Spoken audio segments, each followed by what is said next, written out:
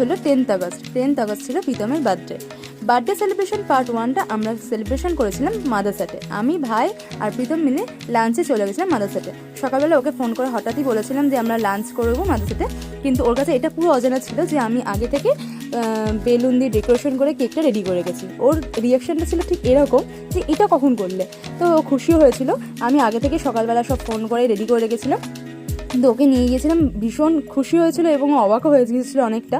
তারপর আমরা cake cutting করেছিলাম, ভীষণ এনজয় করেছি সেই টাইমটুকু আমরা মিলে। তো সেদিন ছিল শনিবার, আমার ভাই শনিবার নিরামিষ খায়, আর ভাইয়ের জন্য ভেজ থালি অর্ডার করা হয়েছিল, আর আমার জন্য আর প্রীতমের জন্য চিকেন পিৎজা আর চিকেন হাক্কা নুডলস অর্ডার করা হয়েছিল।